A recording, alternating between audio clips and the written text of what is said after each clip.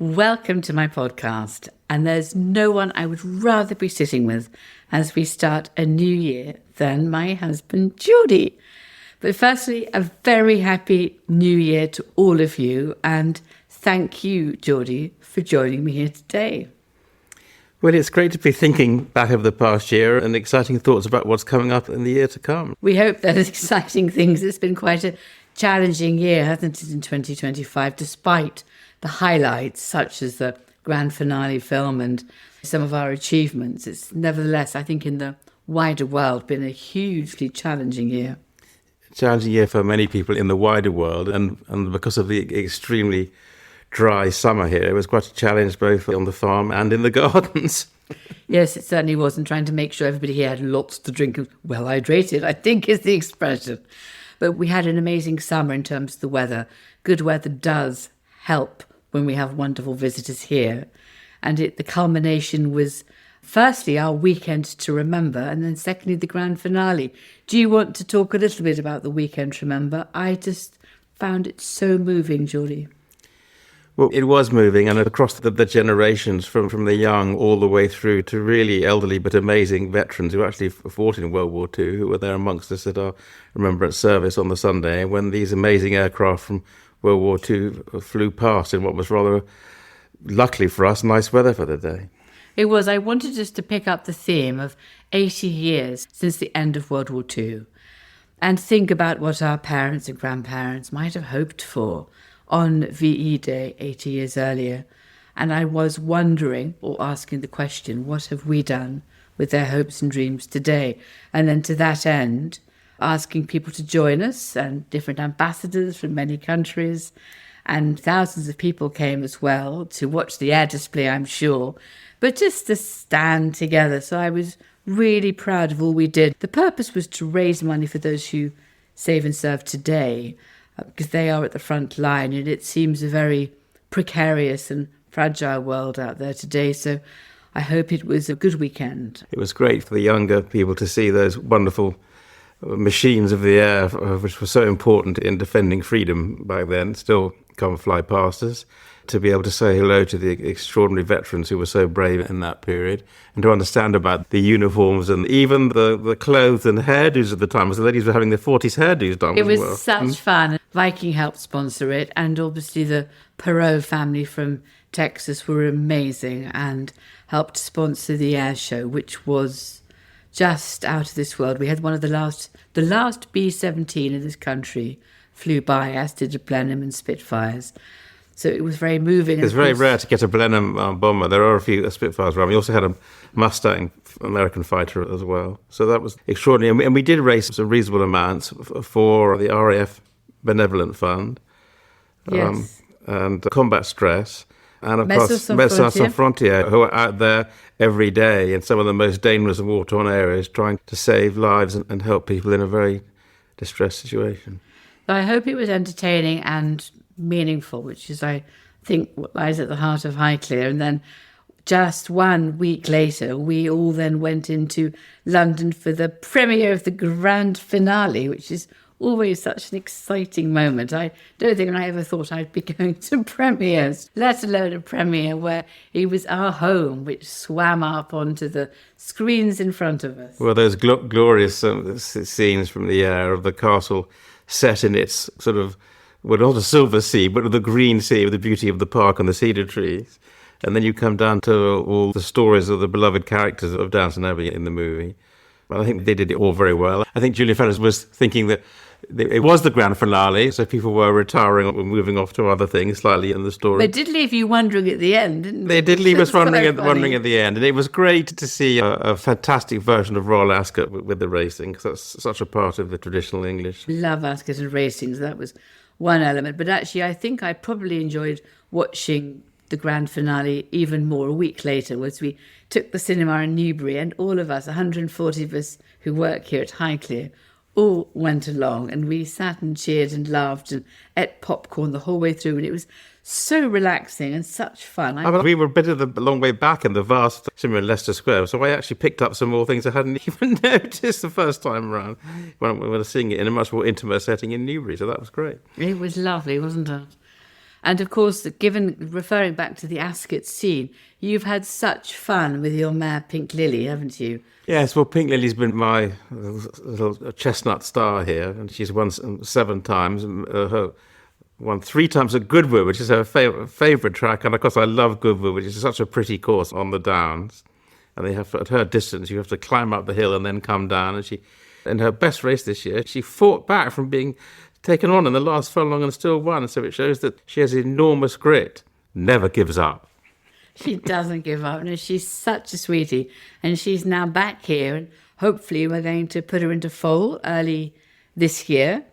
And I think you've penciled her for Golden Horn, haven't you? Yeah, because he was a great champion a few years ago.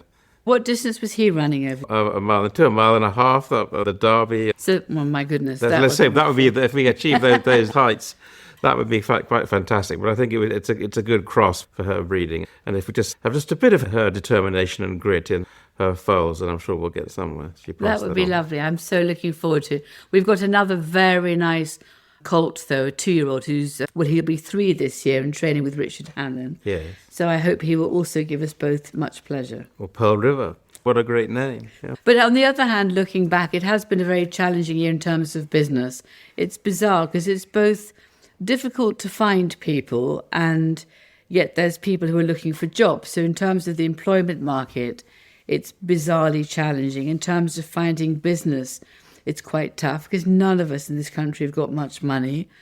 And there's just a sense of wading through quite claggy mud, I think, in terms of what we're trying to do. Well, I think that's absolutely true. And we were worried early on in the year that our extra spend in the Teams gift shop might be a little lower than normal. But I think because of great retail choice and pricing and design from Sally in the gift shop and our kitchen team with everything we do for the teams, it actually went relatively well. So I was pleased with the outcome because people... it's always great when people enjoy themselves and stuff. If they're happy, they're going to be spending some money. They're going to be having a great time, and I think the weather was definitely on our side for that. And I was so pleased to see people having fun cocktails with Lewis in the bar at the end of the evening, as helping the Highclere Castle Gin. But it was very challenging to be a farmer this year across the country. There really was very little rain from March all the way through till it finally came in September. So quite a few crops really did partially shrivel up and nearly die, so yields were really very low.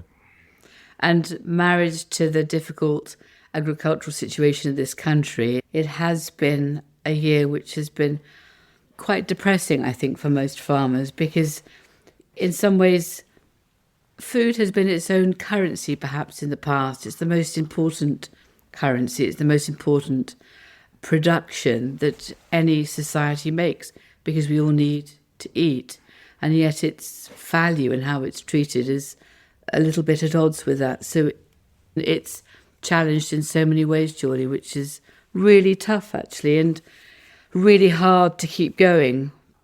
Livestock farmers had to be very resilient and brave this year. It was okay for us down in the West Country where there was some rain, but otherwise it was very difficult to keep all nice cattle and sheep alive. In fact, we had to use some of our nice haylage grass for horses just to keep our sheep alive, which is what you have to do in farming. You have to sacrifice one thing to keep something else going. There's a general bit of a feeling that the overall government is not so supportive of farmers, even though they're doing such an important job. But I think that's perhaps things that resolve themselves over time. But you need to be pretty resilient to stay in farming right now in Britain. You certainly do, don't you? But looking forward, if we have looked back, looking forward as we go through January and February, we've got some of our favourite events. Valentine's is coming up, which is always a popular event in February. And what's lovely is how many wonderful men actually want to treat their wives. That always makes me so happy because I see many of the emails. It's just heavenly. That's one thing going on as we go forward then into March and spring. But our major project, Geordie, is our new garden pavilion, isn't it? It is very exciting because it's going to be a really open and nicely built event space that will be great for people to visit, rather than having the endless some more temporary marquees. I think it's going to be transformational and wonderful for all the team here at Highclere who will feel they can deliver something in a beautiful space they can be very proud of. I'm very happy we did actually achieve the planning permission and replaced the marquee, which goes up, down, and the ground underneath is always wrecked, with a beautiful pavilion, airy and light, and a lovely garden in front with smaller trees filtering the view and spaces to sit, and a great bar. So, oh my goodness, that's exciting. And a kind of barbecue area, I think, at the back. I can see that happening. We perhaps need a few jazz bands and some fun like that, Geordie. And I'm immensely grateful to our partners, Viking. They are amazing. And I hope it's a great collaboration with their sponsorship over the next 10 years and the way our business will develop alongside all the privileged access for them and for our other visitors who will be able to enjoy the space as well. Viking Garden Pavilion, here we go. No, it's wonderful to be alongside Viking Cruises, and they're very successful, expanding business. They're really nice customers who obviously love the quality of the Viking Cruises and the fact they get to visit Highclere. But always very enthusiastic when they're here. And you and I are going on a Viking cruise up the Rhine. It was my first. I've been on a river cruise with the Nile with you in Egypt, but we haven't done in Europe yet. And to stop Amsterdam and heading to Basel, it's a great way of doing it. I can't wait to do it. It'd be such fun. And there's 4 couples, with 3 couples coming with us. So I just think we're just going to have such a fun time and nothing to worry about or do apart from join some of the excursions and eat and admire the views as we go. So I think we will have a really wonderful and special week. That is our treat for ourselves in Looking forward to that. Absolutely. Yeah. I know. Great. And perhaps we might go back to Egypt again later on in November. And we've got the Battle Proms coming up in August. Yes, our glorious outdoor concert with the fireworks. It really is a terrific evening early August every year. Mostly blessed, rather good weather on that weekend too. Oh my goodness, we have been lucky. So that's just simply wonderful. And I suppose the other big news that, as well as the Viking Pavilion that we received, was the fact that our little old gin, Highclere Castle Gin, has, with 2 other gins, been voted the 3 best gins in the entire world by Forbes magazine. I was amazed to read this article. I could hardly believe it. And they do start off by saying there are thousands of gins, and these are the 3 that have been finally selected. So it's an enormous accolade and a great honour, and something that began in the orangery at Highclere. Yes, and a fun little email from Adam and Regina in Connecticut. And there we've built a partnership and are going forwards together. So I'm really thrilled that every single step is always quite challenging to make.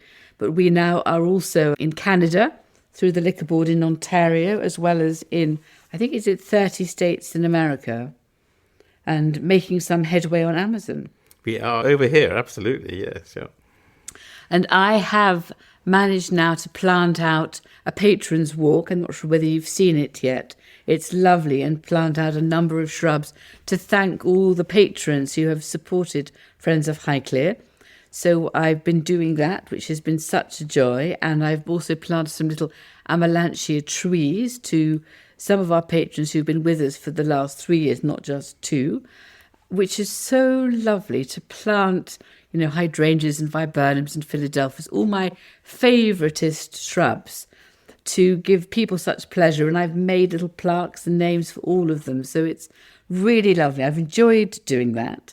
And then we can work our way round into sort of a little secret dell area at the back, which I also want to make, Geordie, which I haven't quite made you aware of. But you had 2 other surprises quite recently, didn't you?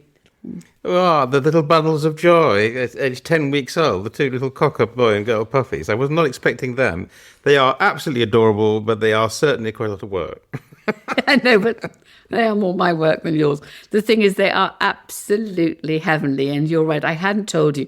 I didn't also tell you I had quite a sleepless weekend before they arrived on the Monday, because I hadn't obviously told you until they were here. You took it unbelievably brilliantly, so I'm so grateful that you did. But Paddy and Lola are just joyful, and I had the most amazing walk with these 2 little spaniel puppies and 3 of my Labradors. I'm slowly introducing them into all my dog life. I had such a lovely, lovely walk. It just made me smile from beginning to end. And they were sort of chasing after Isla, who they sort of idolised. One of the slim Labradors running round much faster than they could go. And you saw their little legs coming afterwards. It was really cute. We've got a lovely few months ahead with them. as they grow from their puppies. I wish this puppy stage would last a bit longer. It's adorable. Yes, they're very good. They do already retrieve tennis balls quite well at a very young age. Good. That's all exciting stuff. Well, I'm going to continue to practice that all through January and February, Geordie, so they can be complete rising stars, but everybody here adores them, which is so sweet. And I suppose we've got a little bit more work to do in the castle as ever. There's a room on the top floor, infantry barracks, which I wanted to redecorate, which I think would be nice. It's got many of your father's old papers in, which would be lovely to sort the moment there are piles of paper on the floor. So I open the door, have a look, and shut the door again. There's the picture of Elizabeth, Countess of Carnarvon, from the Civil War period. It's been cleaned up for your sister Lucy's help, which we got this year. That'll be fun to hang that when it That's comes exciting. I can't... It'll probably go into the corner of the dining room to be with all the other Stuart-type paintings. How lovely. All that exciting new interpretation for the Egyptian exhibition we're going to organise. It'll be really nice as well. Yeah. So I think my sister Lucy's done a fantastic job on that. So there are lots of lovely, smaller, manageable projects. And then I'll have to start my next books. But I hope everyone's been enjoying a year at Highclere. And I hope that's got quite a long way to go yet. And I was thinking I might try and do a treasure hunt around it. What do you think? Yeah, that'd be fun. It would be. Thought I might put clues in it and I can see what I can find at the end of it. So that's my next plan. Good.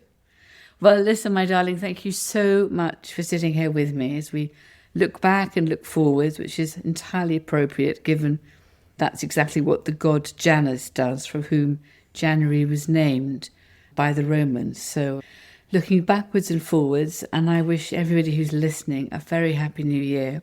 And may we all find more peace than we found so far. Very happy new year and a prosperous time in 2026. Brilliant.